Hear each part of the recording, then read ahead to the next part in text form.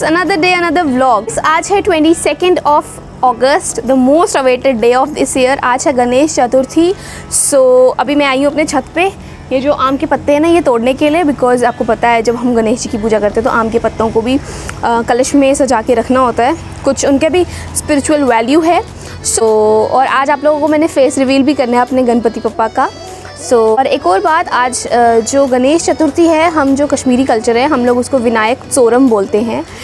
चौरम मतलब चतुर्थी, और विनायक जो आपको पता ही है गणपति जी का एक और नाम है जिसको हम विनायक बोलते हैं।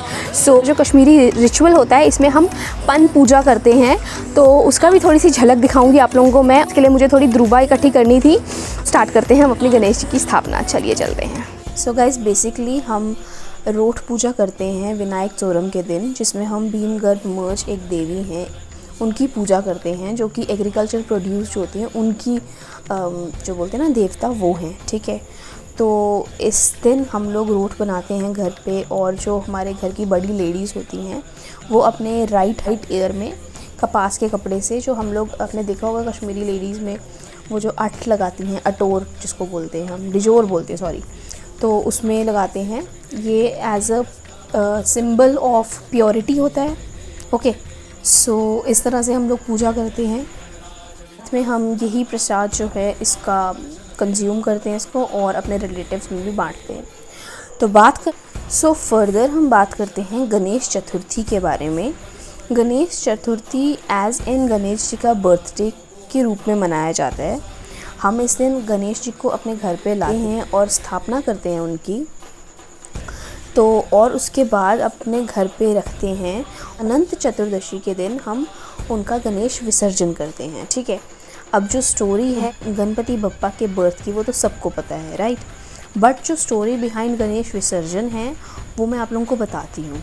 मोस्ट ऑफ द आप जो वीडियो देख रहे हैं उन सबको पता होगी, बट फिर से डिस्कस करते हैं स्टोरी को।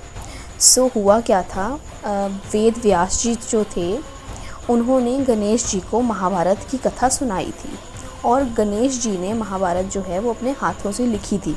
ठीक है, तो जब वेद व्यास जी गणेश जी को ये कथा सुना रहे थे तो उन्होंने अपनी आंखें बंद रखी थी, और गणेश जी भी बिना रुके 10 दिन तक ये कथा सुनते गए और लिखते गए। ठीक है, उनको एज इन रिटन फॉर्म में लिखते गए।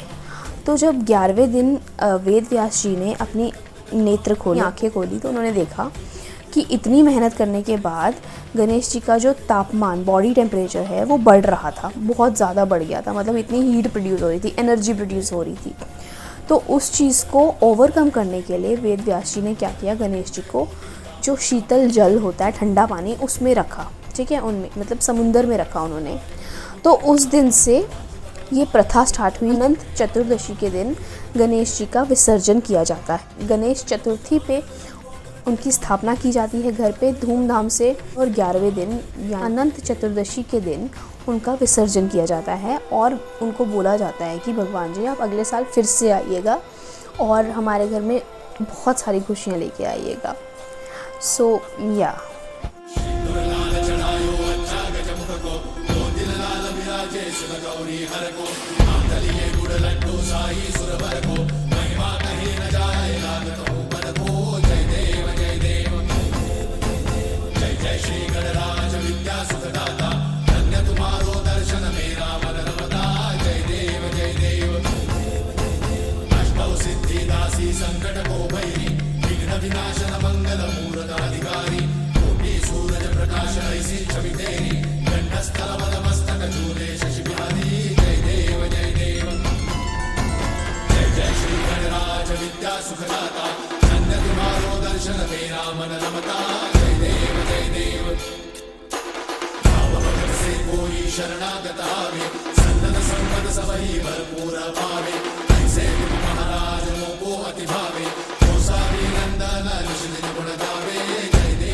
ये था मेरा आज का व्लॉग। कैसा लगा आप लोगों को बताइए नीचे कमेंट सेक्शन में, और कीप सपोर्टिंग मी। और साथ में मैं आप लोगों से मिलूँगी परसों, यानी कि day after tomorrow with sharp at 10 AM। So wait कीजिएगा, तब तक के लिए bye bye, take care of your self and your family.